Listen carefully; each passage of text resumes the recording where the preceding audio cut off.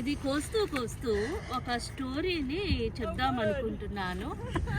వెల్లుల్లిపాయలు మనకి అందరికీ తెలిసిన విషయమే, కానీ సరిగ్గా రావన్నమాట, అన్నీ కల్తీ అవుతున్నాయి. సో నేను గార్లిక్ అయితే వేశాను నెక్స్ట్ ఇయర్కి.